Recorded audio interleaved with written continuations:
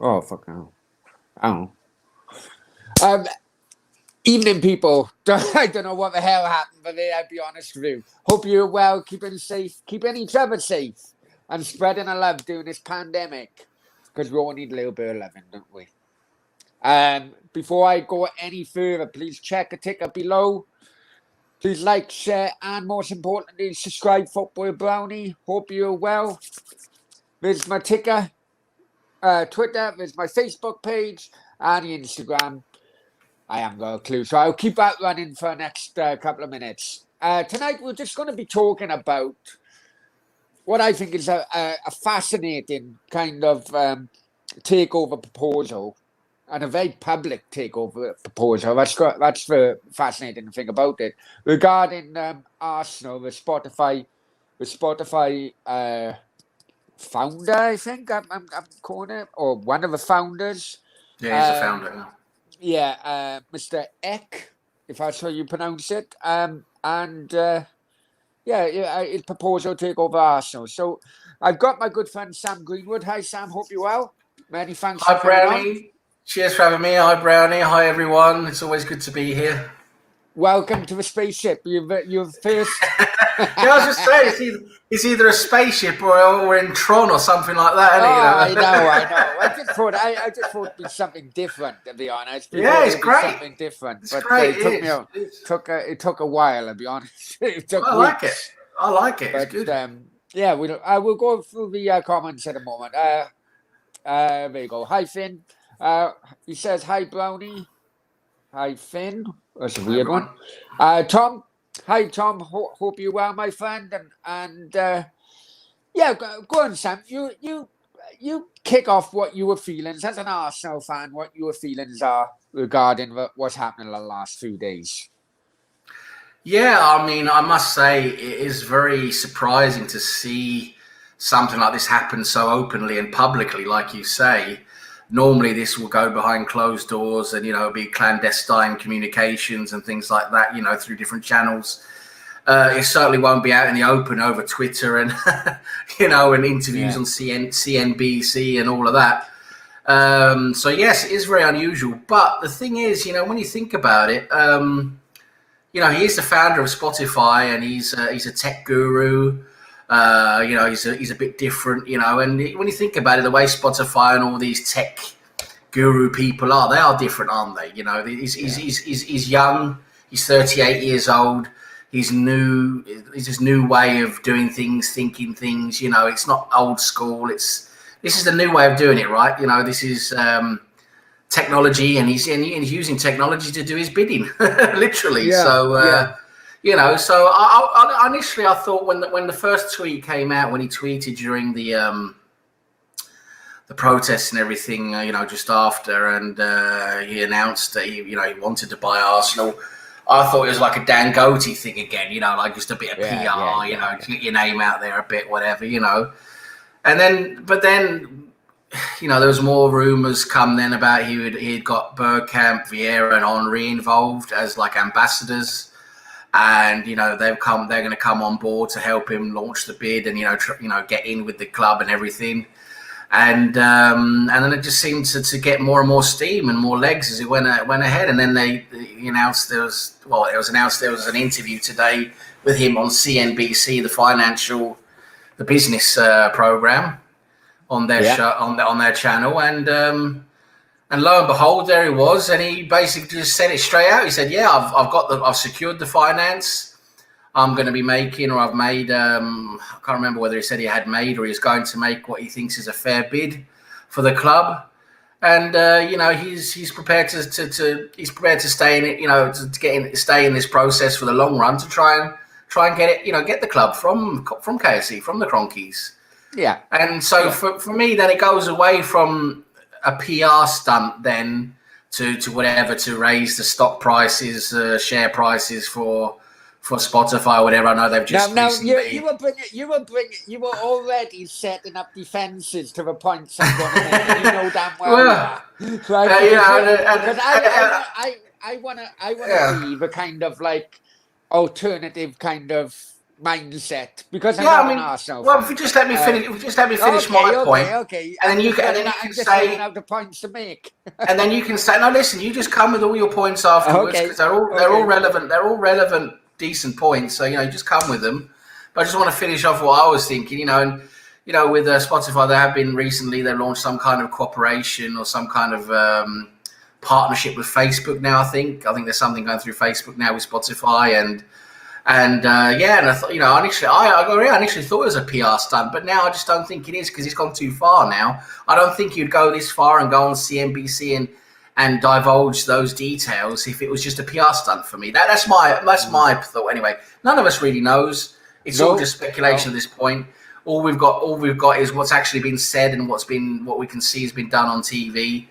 But yeah, for me, I'm really excited though. I really am because I'd love, even though we don't really know Daniel Ek intimately, all of this, but we do know he is a lifelong Arsenal fan. He watches every game religiously wherever he is. He's even in board meetings. He'll have the laptop out with the game on, and he loved. He was. He remembers all the Invincibles. He's 38 years old. He's 2 years younger than me, so of course he remembers the Invincibles era so well. And he loves Arsenal. And he said he would love to bring Arsenal back to greatness because it is a sleeping giant. And I agree, it is. All you need is the right leadership and some investment, and you can bring Arsenal right up to the top of the hill again, top of the mountain again, and that's where we want to be. So, I'd love for him to do that. I'd love for a fan, just a fan of the club to take over, even that someone who's got some invested feelings for the club. I know what you're saying. But sometimes having fans owning the club, it can have the reverse effect where the heart takes over their mind, and they plowing too much money into it, and it all goes kaboom at the end of it. I mean, that's what you're saying. He's got to, Simon Jordan with Crystal Palace was a clear example where he went bust. What's the former Everton Walker chairman? No, chairman. Chad Walker, isn't it? No, Walker was Blackburn. Oh, it was Blackburn. Yeah, right. Bill Kenwright, I remember his name. Everton. Bill Kenwright, Everton. The theatre guy. And he put loads into it, and nothing really come of it. So yes, I can understand why you would, especially after the experience of Kroenke's, why you would. But it's kind of like, at the end of the day, I would rather have a fan at the helm than someone who just doesn't give a shit like that. I mean, they just don't give a shit. For them at the moment, all it is money. We're just cash cows. That's all it is. They showed it. They showed their hand. All they wanted to do was be leeches, greedy leeches, and just bleed us dry of our money. That's all they want. And for me, as long as it's a fan, that's the most important thing to me. And yeah, maybe he'll make mistakes. I would hope since he's done well in business with Spotify, he's the CEO of Spotify and one of the founders. And I would hope he has some kind of business acumen and some idea and some intelligence in his brain. And I would hope that he would bring on a board and an executive management that could do something that would be better than what we have now. That's what I would actually hope. But yeah, you're right. Of course, with fans it can go Alan wrong. Sugar was another one. With fans it can go wrong. But I just have a feeling with this Ek that he seems to have something about him. He seems to have some kind of intelligence about him. So. I mean, where I'm coming from, and I am going to put some doubt into people's minds because that's just how. Well, that's what you like to do. You like to fuck around with us Arsenal fans. That's what you like to do. Right? But where I'm coming from is that, unfortunately, as I'm of, and I will say unfortunately, as he was supposed to be born in 1922. We know that. It's a case of. We really, there hasn't been any privately owned clubs in the top division, since, I know Cardiff is privately owned, but, the top kind of echelons of the top tier, the big six or whatever, they haven't really been privately owned, for a long, long time. And I think where the doubts about whether it is a PR game or not, I think really come into it because Arsenal is now a privately owned club because the Cronkies own it all. Yeah. So because they're not on stock exchange, then any potential or any wannabe buyers can't make a fuss in a stock exchange to allow any talks to continue. It has to be private. So in one hand, I can see why he's gone public about this, because if you keep it private, then if you do have a response, remember legally they don't even have to respond because it's to any bids because it's a private company. But if you make you bid privately, then if you have a response to that bid, it will also be privately, so no one will know. No one will know, either or. I mean, and it's not, and also as well, it is not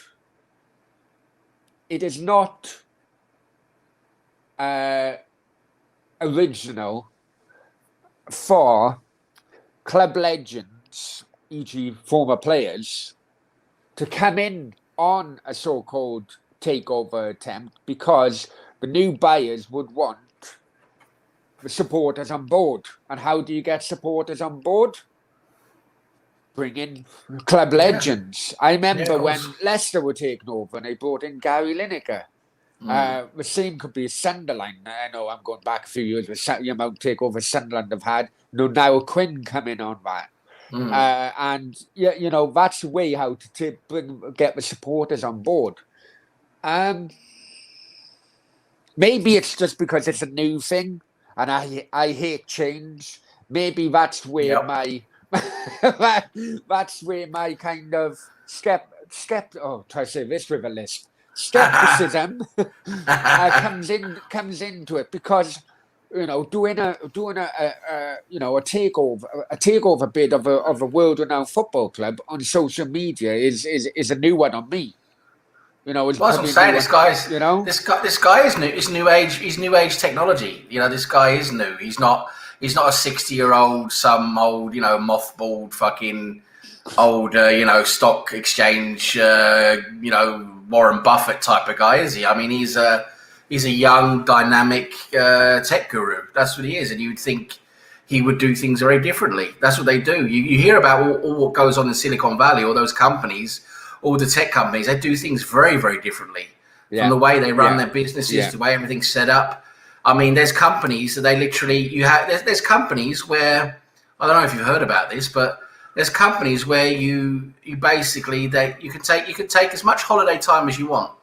You can take a holiday whenever you want, take days off whenever you want, as long as you meet your deadlines and you meet what you have to do. You can do whatever you want, basically. You're not timed to you have to be in an office at this time, that time, doing this. It's all just work as you want type of thing. It's a whole new way. It's a whole new way. It's a whole new way of thinking and structuring things, And it would be typical for him to, I think, a young tech guru, to do things differently. And why not do things out in the open, out in public? Like I said, first of all, it's very unusual, like you say, which makes people think and makes people talk about it.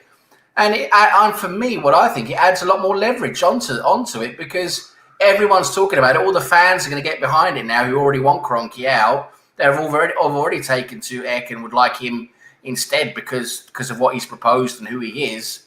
So I think being out in the open like that and putting everything out publicly, it puts more leverage onto the bid and against the Cronkies. Yeah. Because it keeps it all out in the open. Another thing as well, we can't hide from the fact, I know you mentioned this and you have already shot this idea down in flames, but we can't hide from the fact that Spotify has lost a third of its share price since February, or basically just under a third.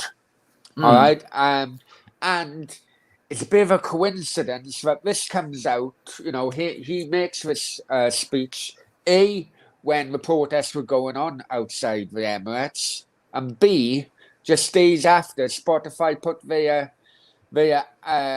prices up for their membership. It's kind of like hiding bad news or hiding good news in bad or whatever, or either if it's a way. No, I just think that's a very simplistic way of looking at it. I mean, you can put those two dots together if you want, and it's typical you to do that because you always like to find the conspiracy in everything. But the thing is, to me, it's just I think Ek's been thinking about Arsenal for a long time. I really do. He's a rich guy. He can get hold of a lot of money. Securing finance for him is not an issue. I think he's been thinking about this for a long time. And what I think is now, as soon as this happened, this whole Super League thing that just completely collapsed and put egg on their faces, the Cronkies, and got the entire fan base united against them to get them out. I think that was the perfect time for him to say, okay, if I'm ever going to do it, it's going to be now. You've got to do it on top of a fan revolt because they want the owners out, and then they've already got a new owner who's ready to come in, and he can be like the white knight in shining armor, right? That's what he can be. Could.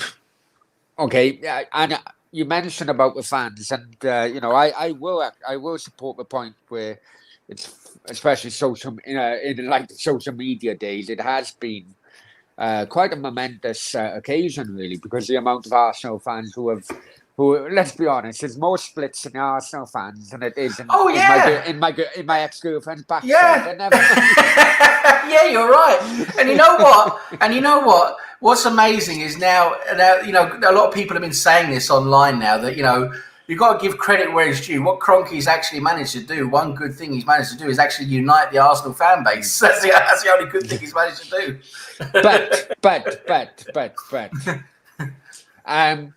listen, we both remember the days of Usmanov, and his apparent links. I hope I don't get a knock on the door, but his apparent links to the Russian underground. Let's just say,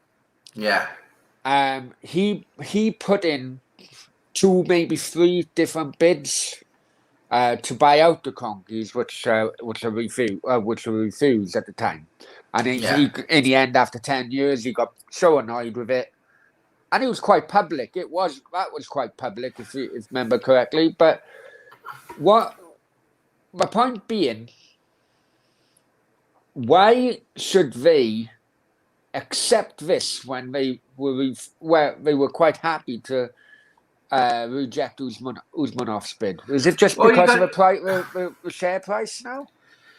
I mean, what you've got to remember is this is two completely different stages of where things are. When Kroenke first started buying shares in the club, Usmanov was a rival who also wanted to take over Arsenal Football Club. Yeah.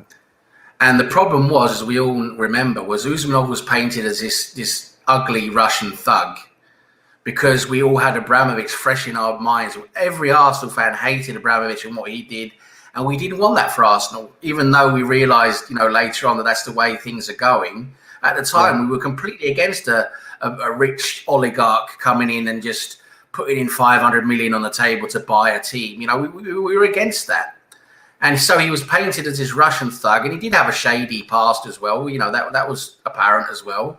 And so the PR machine worked against Usmanov and worked in Kroenke's favour, because Kroenke was squeaky clean in comparison, and a nice American who'd done a lot of good business, sports, many sports enterprises in America. So he was touted as a great owner and a great, new buyer of the club.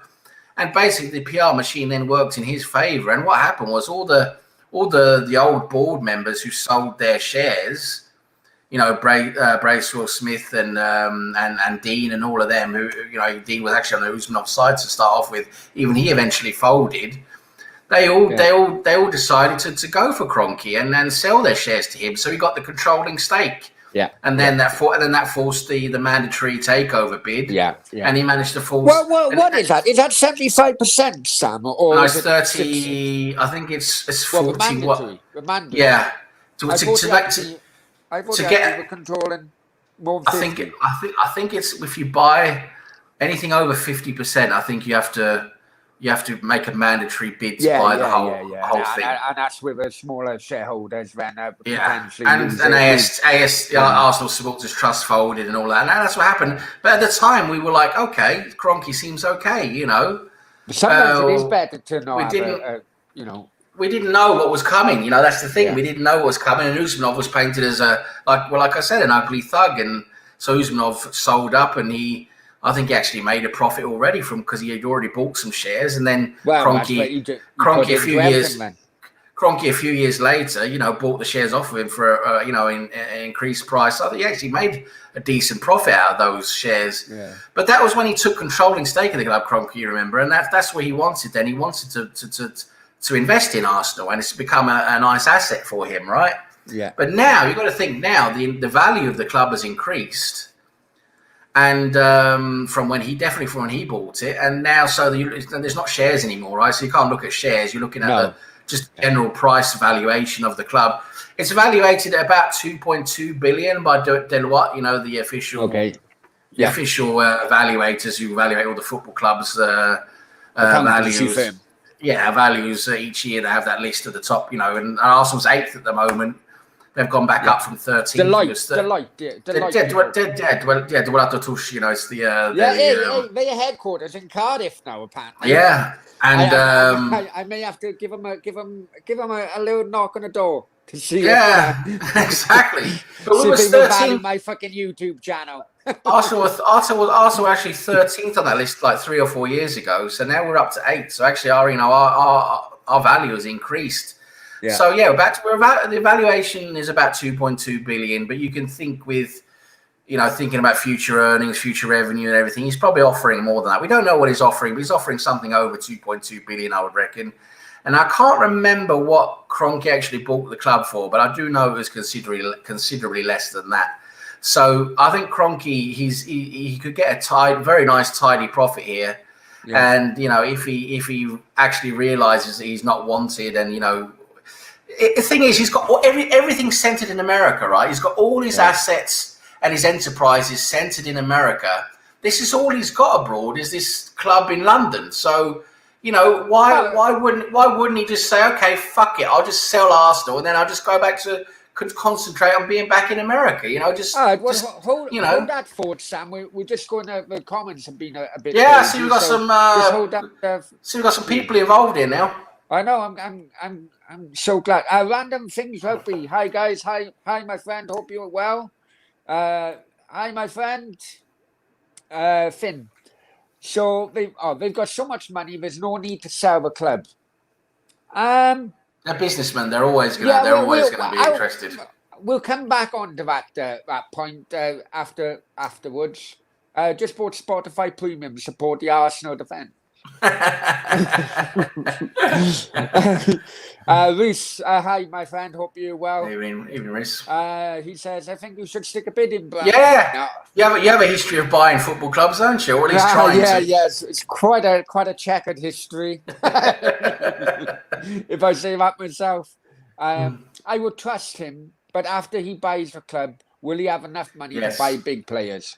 Yes, he will. I don't think he'll buy the club out of his own money, to be honest. No, he's going to have a long investment banks behind him. And it's going to be a loan. I was stated in the interview today. It's going to be a loan, and it'll be a long-term loan with low interest. Yeah, it'll be a loan. It'll be a long-term loan with low interest, and and some of that will be the money he can also draw from that fund to buy players. So the guy you've got to remember, his stake in Spotify is worth over £10 billion. He's the founder and CEO of Spotify. His stake in the company is worth about £10 billion. So the money's there. He can loan against that, and he can loan against the company as well, which is worth about 60 billion. And it's going to increase now with the partnership with Facebook. So, you know, that price is just going to go up. So, you know, when you look at the overall picture, Of course, the money's there for him. He'll have to loan it, but he'll get that back through the revenue that comes through the club, right? He'll pay down some of that. Look at Glaciers. I mean, they loaned on the value of the club, though, didn't they? They put the leverage onto the actual club itself. But the point being, there's different avenues, and I don't want to look down on people, but even if you have millions and millions, you can just use that to loan money, and you can take over, or you can buy something without even touching a penny of your personal wealth. Robert, as gigs you hung off your missus. Well, you know what? You may well have. I didn't see her in the video outside the court today, but you never know. Finn, what's a privately owned club? Basically, a privately owned club is where one person owns the club. A publicly owned club is where we get a lot of shareholders, more than likely listed on a stock market. Yeah, well, a public company is listed on the stock exchange. That's a public company. Yeah. Stefan, hi Stefan. Hope you're well. He says a place where a gentleman go at night. A privately owned club. Private members club. I haven't been a private members club for years. Brownie, thought you were going to put in a bit to us outside on Sun. Yeah. Well, hey, I'm telling you, you never know. I'm just watching from afar at the moment. Stephen, hi Stephen. Yeah, Steve Denham. Big up, Steve Denham. Hi Brandon, sorry, and hi Guy, hope you're well. Sam, you do know it's Brownie on you, right? Yeah. It's always good to have a back and forth with Brownie. And Ryan's in the chat. Hi Ryan, hope you're Big well. up Ryan, always good to see you. Where are we? Right. No. Right, hang on, where the fuck am I? Right, yeah, he brings back empty bottle, but no, hey, hang on, I left a lot, but it's still here, don't worry. Right, and Ryan says he's waiting for a phone call from Daniel Ek, join his consortium. Well, I just want to address that Brandon, because I saw he had a comment there earlier. Yeah, And just so you know, Brandon, first of all, you have no idea about me. You don't know me at all right, mate? Second of all, what I will tell you, which is the absolute truth, is I was born and raised in Islington, North London, very, very, very close to Highbury. Okay, so Arsenal is actually my home club that I grew up with. Okay, I grew up there. I moved to Norway later on. I am not born in Norway. I moved here later on. Okay. So that answers your question, Brandon. Okay, so you can just do one, Brandon. Okay, because you're a fucking prick. Right. Okay, and you know what?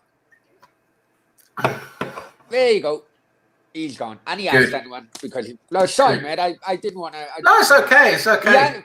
He has actually been on his final warning because he's been saying other things while. And I'm only doing it on my own. I got no moderators. I'm doing it on my own, and he can catch me out every now and then. By saying things about other people or other channels. So no worries. So there you go. You got Sam is a gooner. He is a gooner, unfortunately. Go. You see it. He's messed with my train of thought now. But going on, okay. Where do you think that Nigerian business guy is? What do you think he's thinking at the moment, Ben? Well, he's got to fucking buck up his ideas and put a bid in, hasn't he? Because he's gone what? 5 years now. He's been talking about this for ages, hasn't he? Yeah. And he said he was going to buy it this year because apparently he was going to finish. There was some huge project or something he needed to finish, some massive project in Nigeria. Some multi-billion-dollar project or something. He needs to finish that. And he said, when that's finished, he wants to buy Arsenal, and I think that finished not long ago, actually, that project, and nothing still happened. And he said he was going to buy Arsenal in 2021. That was the year he was going to buy it, so we'll see. I just think he's all talk and no do, to be honest. I really do. Yeah. I mean, I don't know. Is he just waiting for so many people to return those emails that claim that they, with millions in a bank ready for them? Just send your bank details. You know what I mean? Well, all those Nigerian princes. I mean, bloody hell, getting paid to give you money. I mean, crikey, there must be a lot of money there in Nigeria. and Stephen backs you up as well, Sam. Listen. I don't care about branding. It's just when I see those things, I just like to tell them, what I think of them. That's all it is. Yeah. So, that's what I like to do. I can see he's come. Yeah, he's banned. Robert says, I've been posting pro-play camera all of shows. And come on. Well, you know what? Sorry, mate. This is try to be less political, so it's up to you. You don't want to. This Robert Jones. I mean, I do suppose you have eyeballs and you can read, and I think if you look at the advert has been up. I think the advert sort of gave it away a little bit, don't you? I don't think he's going to be talking about Wales and Cardiff today. So you might want to go to the optician and check your eyeballs. Yeah, Ryan, I may well have to take you up on that offer. Yeah, make Ryan a mod. He's a good guy. Make him a mod. He's a good guy. I don't know how to do it on my phone. That's the problem. We'll sort it for another time. Yeah. Gary says, Sam Dugotti said, is it Dugotti?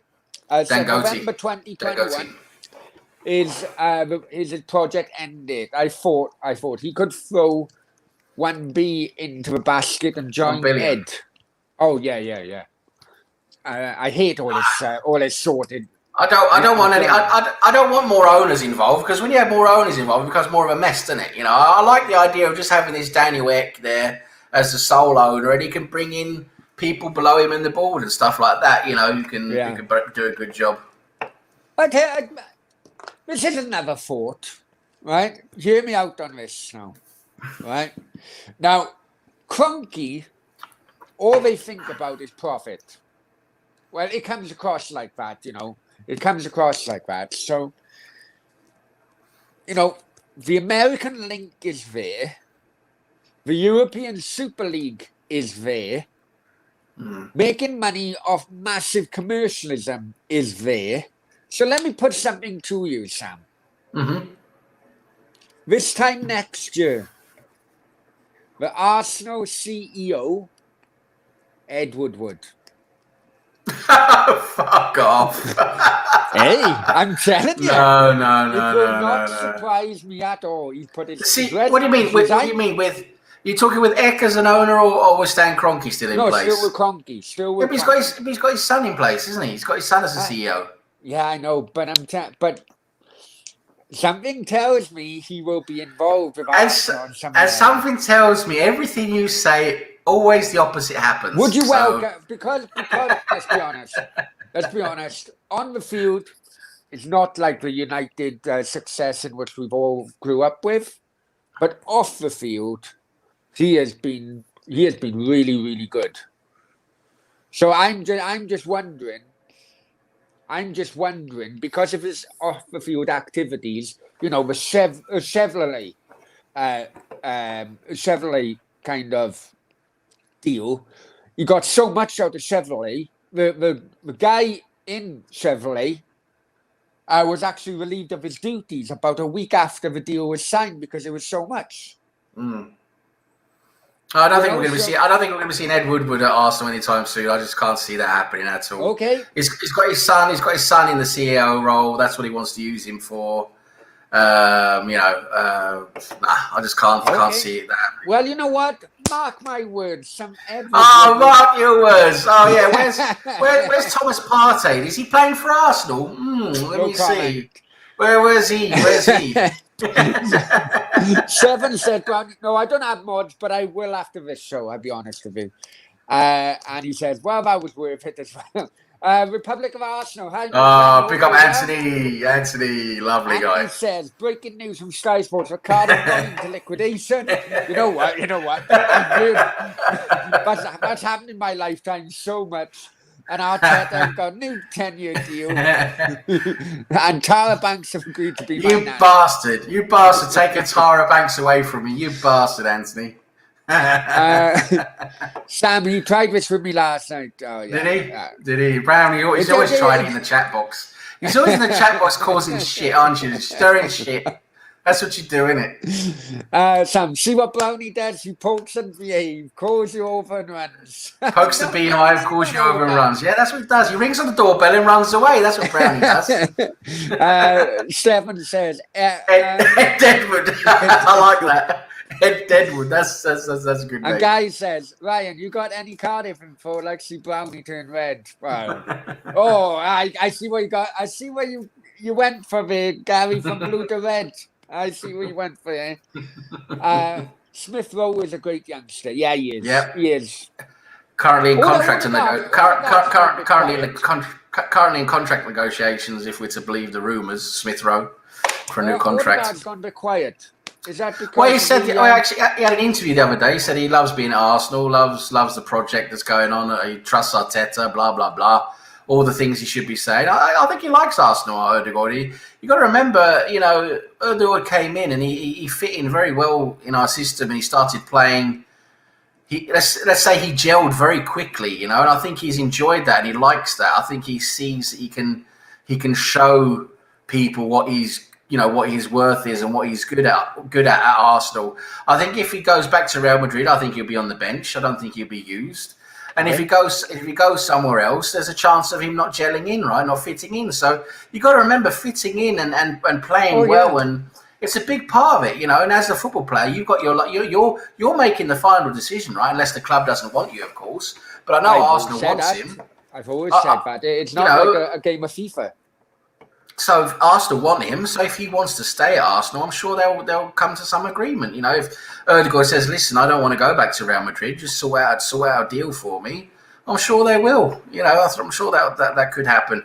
I think it's most likely though that he will have a new 1-season loan. I think he'll have another 1-season loan, like what happens with Ceballos this season. Yeah. We'll be giving Ceballos back to Real Madrid, but we'll probably take Odegaard on another season loan. Yeah. And then next year again, we'll have to look at it again, what we do with him. Okay. Kind of like we go back a couple of steps. Conky's now come out and said, like they not entertaining any bids. Our focus is again competitive again. Blah blah blah. Do you think Do you think? And will it shut many fans up if they go well in the summer transfer window? I watched today another stream, and it was Edward. I can't remember his surname. The Chilean sports editor. Something like something like that. Yeah. And he was saying that Arsenal are going to go full on and get Jack Grealish for 90 million. I can't see Aston Villa taking that on. We don't need him. I mean, the thing is, we don't need him when we have Odegaard and Smith Rowe. I know that's where the link I was trying to get at. It's just a silly, kind of lazy clickbait fucking journalism. That's what that is. That's what it is. We're always linked with. I'm surprised we're not linked with Benzema again. For fuck's sake, I mean, we was linked with him for 10 years. Well, would you take Grealish instead of? Well, Grealish is a good player, but I think Odegaard and Smith Rowe they're performing well for us. I think they play well together. I think together with Saka, they perform a good trio there. And I think I'd rather have them, to be honest, because they're playing well. There's no guarantee that Grealish will play well for us, even though he's Premier League proven, he's a good player. Grealish. I think we've got bigger fish to fry. We need someone to partner party in midfield. We need a new striker. We need a left back, a backup left back for Tierney. We need a. I think we need. I think we need. I think if we see what Ryan can do, but I think we're going to need a new goalkeeper. I think Leno's not good enough, to be honest. He's completely gone off the boil this season. Even Martinez. I mean, you're not going to win anything with Leno or Martinez in goal. They're both okay. I actually think Martinez is a better goalkeeper than Leno. I don't think you're not going to win anything with Martinez. I disagree. We'll have to disagree with that one. I think Martinez is a very good goalkeeper. He plays very well out from the back. He's good with his feet. He's good with distribution.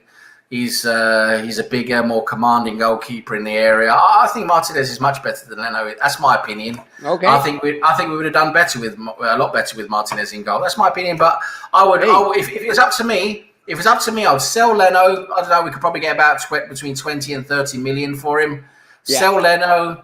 And I would go all out if we win. Of course, we'd have to. The caveat would be we'd have to win the Europa League to get into the Champions League. So we've got Champions League football to entice players with. Then I would go all out to sign Donnarumma. I knew that would come up. I knew you'd say I would do it. He's 22 years old. You're lining really yourself up to come out of that. I would love to have him at Arsenal. I really would. And Matt Ryan could be a backup or whatever. And Donnarumma would have gone keeper. Big up Russ. Russ. Hi Russ, hope you're well. Anthony and Nanny, who bet your subscriber count will grow. Well, Guy, you heard that Vincent Tan is looking to make Swansea and Cardiff one club, apparently the horseshoes. You know what, right? That kind of wording actually come out of Sam Aman's mouth one time. And he actually went to Swansea having a meeting with their supporters saying, will it be our B club? Oh, it did not go down well. It did not go down well at all. Finn, who's the best player? Foden, Grealish or Mount? For me, Foden. Foden's been amazing. Grealish at the moment. I think Foden's been amazing the last 3-4 months. Foden's been amazing. Really, well, really. Guys in the chat, who do you think with Finn's question? Mount's good as well. He's come along, hasn't he? He was crap last season, but this season he's come along really well, hasn't he? That's the guy, Ryan. Hung or whatever. Yeah. Because I don't really pay attention to a lot of his stuff. I think he seems to write a lot of crap. It's me sending you an invite to come on to my show next week. Thanks, Sam. That's my opinion. It's my opinion. I'm not saying I'm right. It's just my opinion. Jeez. And I did actually say, just watch tonight, just see how it is, and then you can make it. Mr. Eduardo, I'm sorry. It's just my opinion. Don't let that influence your take on Brownie. Brownie's a good guy. We'll have fun being here. Sorry. Russ says he'd go all out to sign Matt Ryan. Yeah, I would love to give him a chance now ahead of Leno, to be honest. Towards it, you know what I'll do now for the rest of the season? I would put Matt Ryan in goal and see what he can do. I would do that. I think Leno has shown such poor form now. He should be on the bench. He should be put on the bench. So let's see what Matt Ryan can do. And Guy says, hope Brownie doesn't block us. He's got an itchy finger. Gary, I'd never block you, my friend. I never blocked you. I like it when everyone talks to each other. We've got some heavy hitters in here tonight. I mean, Ryan, Anthony, Gary, Stefan. Thanks, much appreciated. Russ. We've got Mr. Bungle in the house now. Oh my God, Mr. Bungle. Bloody hell, heavy hitters in here tonight. After my video yesterday, Mr. Bundle sends me a message, says, because I didn't shave. So he said, I go through doors I need sanded down with your chin. I said, directly to those doors. I hope you haven't used the Manscaped shaver, fucking same one you use on your balls. And Stefan says Foden probably, but they all would be good. Yeah, you would. They're all good players, aren't they? All three of them. Yeah. Well, my opinion, Foden's slightly better, but. Right, tomorrow. Let's talk about your team tomorrow. because they're over here in Valencia, or the region of Valencia, Villarreal. Villarreal, yes. And their manager, Unai Emery. Yep. Which, it was always going to happen, wasn't it? As both teams are. Fucking Count Dracula. What's your opinion, Sam? Because, just before we go any further. All I can really. Sorry, yeah, go ahead. Yeah, no, just about the recent performance. I know a lot has been mentioned. They played Barcelona over a weekend. They lost 2-1, down to 10 men after 65 minutes. But even before that, Barcelona were opening up quite easily. Before then, a few weeks ago, they beat Granada 3-0. And leading up to that, I thought they've turned the table. Arsenal could well be in trouble here. In an up-and-coming game. Then they lost to Alaves at home. Then they lost to Osasuna at home. They also lost to Barcelona. And I'm thinking to myself, no, it's on a downward spiral again. So I think it'd be Arsenal would get at least a draw over here tomorrow night. I don't know what you guys think. Well, I haven't. To be honest with you, I haven't seen a lot of Villarreal this season. I really haven't. So I'm not an expert on them. All I'm going on is various people who have seen a lot of Spanish football. I've been reading what their thoughts are, and they're pretty much saying what you're pretty much summarising is that their season has gone downhill. They started off well. They had the first good half of the season, and now the second half of the season's gone downhill. Yeah. I think another thing is that Emery has put his eggs in the Europa League basket. So I think he's rested some players and stuff in the league before Europa League games. Yeah. So that's affected their league results as well. So they're probably going to be playing a little bit better in the Europa League than they are in the La Liga.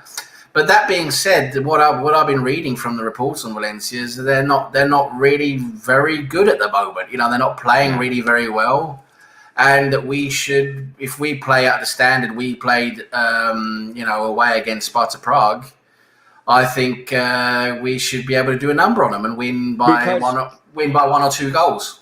Because everyone's gassing about Pau Torres. Now, I've never seen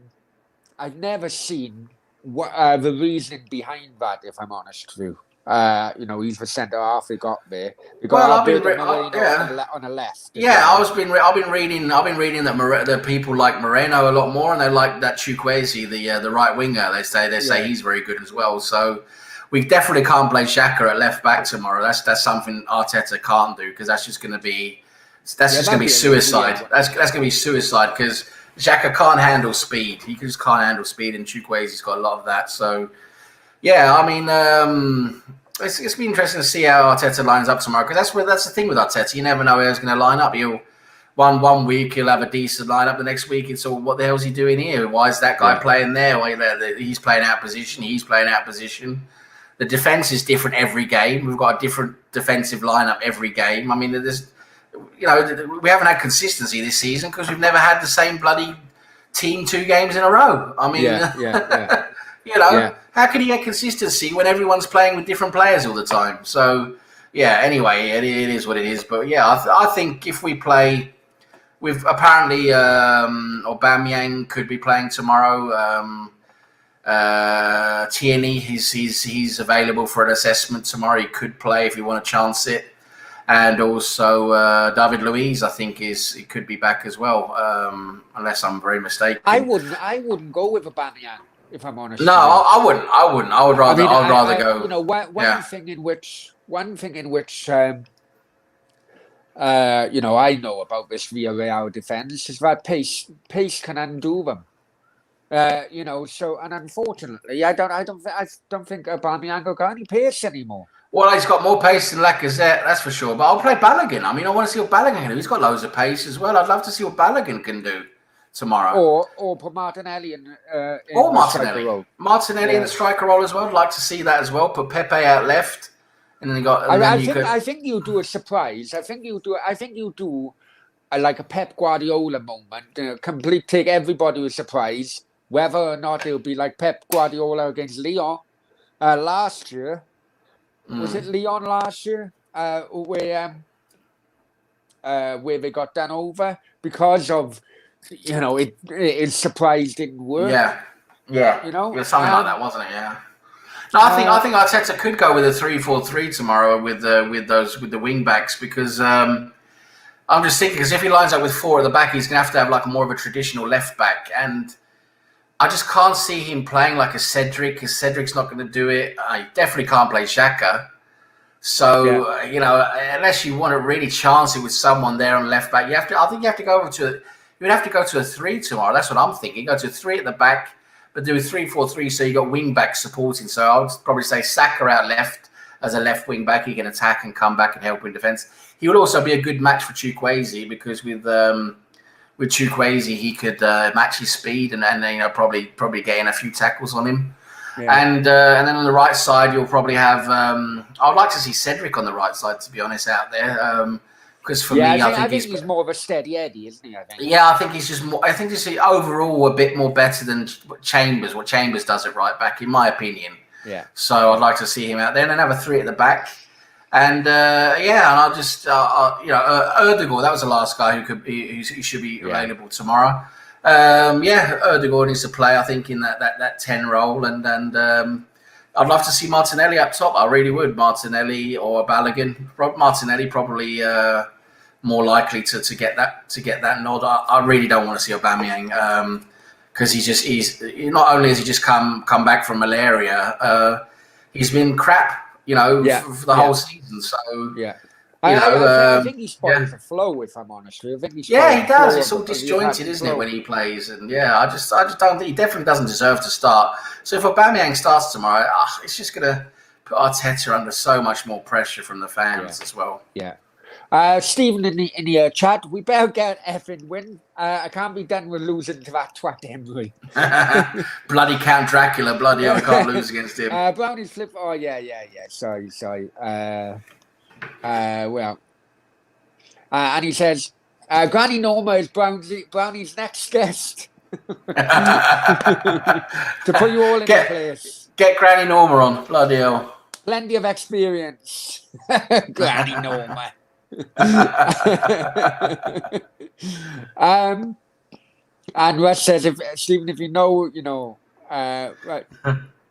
But Mr. Bundle's here before all of us. She's coming around my gaff for a game of hide and sausage. Hide the sausage. Hide the sausage and plug the sock. That's a great game, that is. Right, protest, Sam. We'll just go back onto the protest for a minute, and then we'll finish off then. Right, I know something I've come through. I know you sent something. I'm just on my phone, so I'll check it after the show. Many thanks, anyway. It's a funny picture. All right, okay. All right.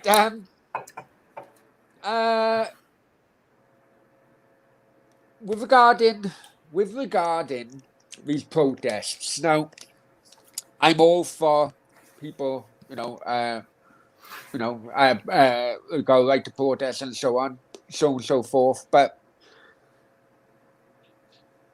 do you think you need to do something more direct, surely? How many of these people will go if they're allowed in on the last game of the season? How many of those people who are anti the Cronkies and anti the ownership? How many of those people will go in? Well, that's the thing I was saying. How many of those people will buy in a club shop? You know what I think would be fantastic, and again, this is something it probably won't happen, but I think it's something that really have a good effect, in my opinion, and that is. What really made the Cronkies and the board decide on firing Wenger and firing Emery was that you saw at the end of their tenure when fans had really had enough and things were going south. The Emirates was half empty. It was half empty, and that is what hurts an owner. You got to remember, Arsenal has a huge match day revenue. It means a lot to the operating finances for the Cronkies, for KSE, is in match day revenue. It's everything that goes on in and outside that stadium on a match day. Now, when there's only half the people there that's supposed to be there, it hurts them a lot. It really does in their pockets. And so I think the most effective way of of course, the symbolism of you getting the fan base together, 10,000 people outside of the Emirates all shouting Kroenke out, that of course means a lot. That's a huge symbolic effect. But what I would love to see is first of all the people saying getting rid of their season tickets. That's hopeless. Yeah. Because it's just going to go to the next person on the list or some tourist or whatever who's going to get that ticket anyway. So what I would like the season ticket holders to do, and I know this is really difficult, I know it's probably really hard for them to do, is not attend the games. Don't give away the tickets. Don't sell them. Just don't attend the games. And the same with everyone else who wants to buy up the rest of the tickets, they're available for each game. Don't attend the games. Now, instead of going inside the stadium, everyone outside the stadium. So if you've got 40, 50,000 people outside the stadium surrounding the Emirates and the surrounding area, all shouting at Kroenke, making sure no one can use the club shop. No one's going to use the club shop anyway. No one's going to buy any merchandise inside the stadium or any of the beverages or any of the food inside the stadium. And you've virtually got no one inside the stadium sitting there. You've got maybe a third full stadium or whatever. And you manage to do that from day one next season or whenever they're allowed back. That would have a serious effect, I think, because then you've got the double effect of them not making money from revenue from no one being in the stadium or hardly anyone being in the stadium, and the symbolism of everyone then being on the outside protesting them at the same time. Would have a huge effect if they could do that. One of the reasons, people from outside may not know this, but that's one of the reasons of the downfall of Al-Dussur, which is Real Madrid's fanatical fan base. Every member of the Al-Dussur is banned from the Bernabeu, and every game you can see them outside Gate 13. Before the game, letting the fireworks and the banners and everything off. But before the game, they then sell their tickets to tourists. And so the consequences of that, because let's be honest, they can get a lot of money for the Real Madrid games, right? But the consequence of that is that when the games are televised, then no one knows that there's best part of 5,000 people outside for the whole of the game just chanting anti-Florentino Perez chants and so on and so forth, because the tickets have been sold, so their seat has been filled, and to the general public, there's no protest at all going on. That's been going on for the last 2 or 3 years. Well, hasn't got big enough effect, has it? It just doesn't have a big enough effect. Now, I know, once again, I know that there are certain laws involved now from my day, but listen, the word in Ryan, and if he's still in the chat, said, "I will do the ultimate sacrifice if to get Kroenke out." I thought to myself, hang on, is this guy going on a suicide mission or something? Do you know what I mean? Kamikaze, right? Yeah, Kamikaze Ryan. Yeah, and please, YouTube, please don't shut my channel down because you think I'm doing some mass suicide job. But what I'm thinking, there are laws in place now. We can't really go on to a bloody pitch and so on. But West Ham last season or the season before done a number of protests outside the ground before the game, after the game, boom. But no one remembers that. But they do remember one protest is when one guy took a corner flag, planted it into the middle of a and the game was suspended for the best part of 5-10 minutes. And then that went on, then other things happened. I'm just wondering, because of the way the ownership is, it's not the local butcher anymore. The days of the local butcher bloody being owner of football clubs in the top tier long gone. So everything is televised. So I'm just thinking, you know what? If these Arsenal fans really want really want a change of ownership, just get on a pitch. Get everyone on the pitch while the game is going on. Make the game suspended. Let's see what you do that for a game or two. The Premier League will come down big on Arsenal and on the Conquis to sort it out.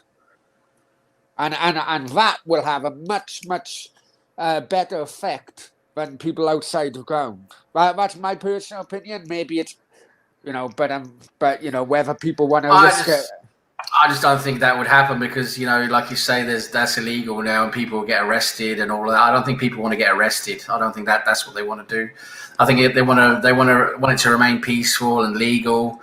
And I think, like I said, I think the double-edged protest of not going into the ground and standing outside the ground instead.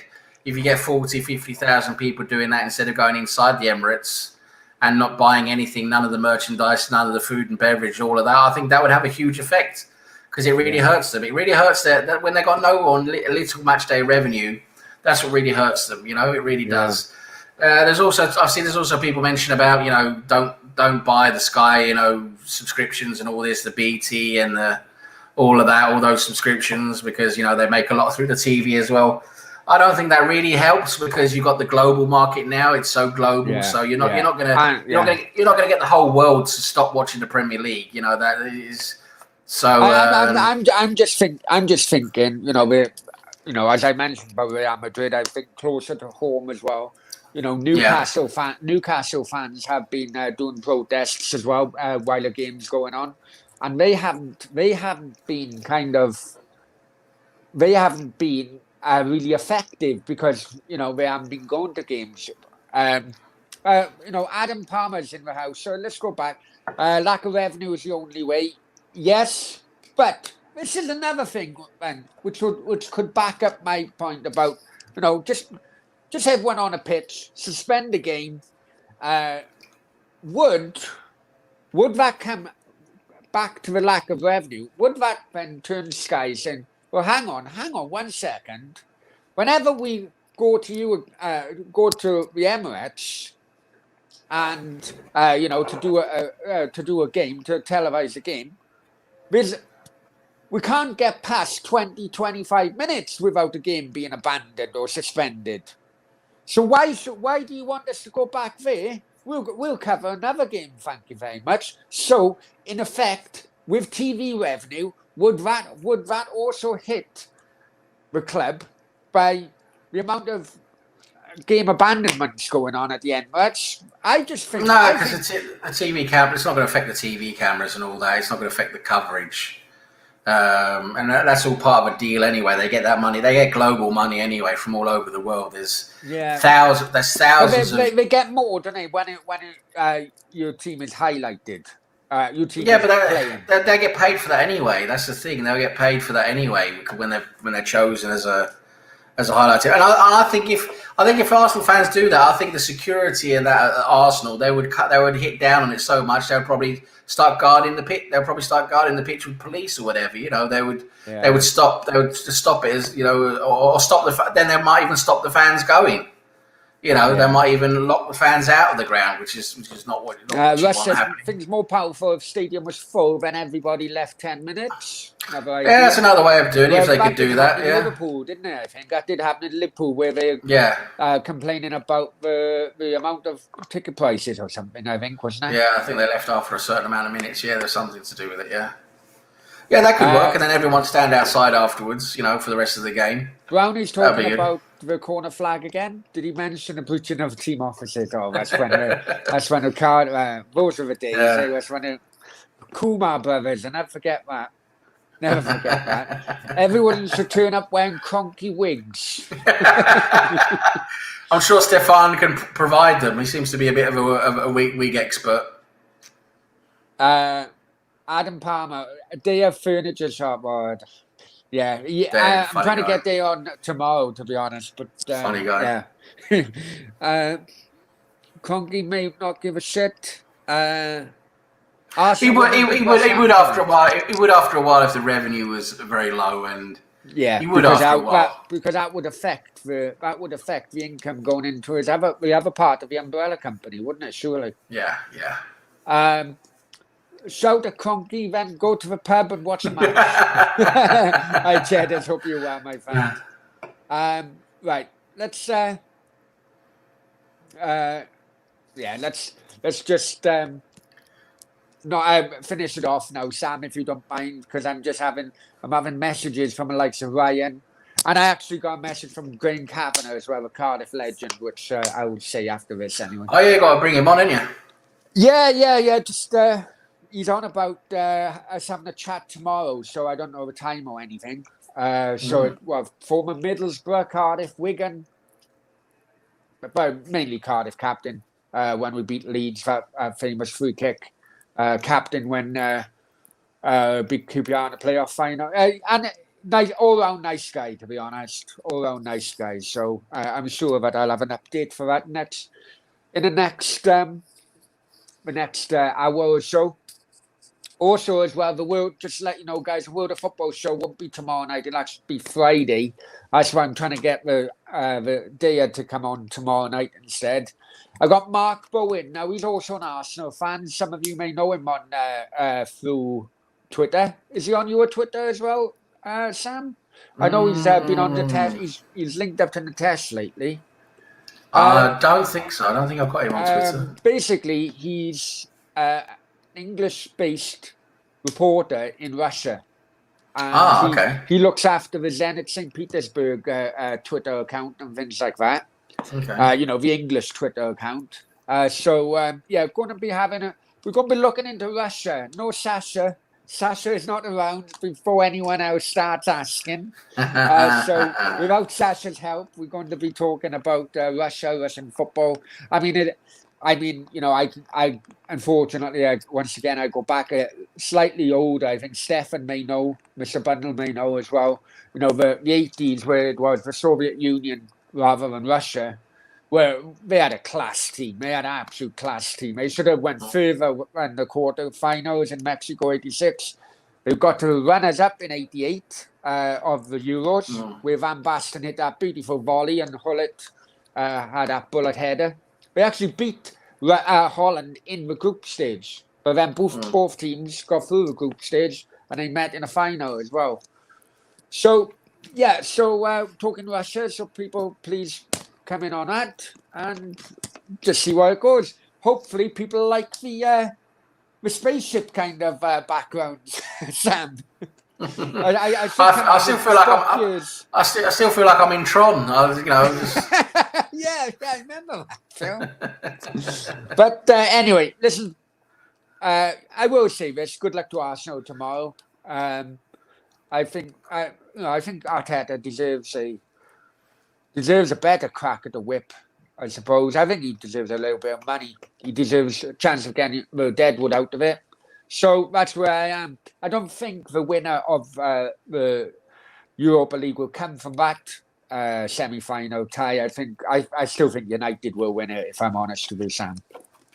We'll see. We've beaten United before this season. We'll see. Yeah, definitely. And Stefan agrees. Soviet Union are a great team. Belanov, Zagarov. Shagov, Ujinika Bolokov. But what they were, you see, they were the old Dynamo Kiev team of the 80s, where Dynamo Kiev were in the Ukraine. So once it all broke up, then Russia then lost the links to Dynamo Kiev. Hence is why Ukraine had a good team then. So yeah, it'd be good going.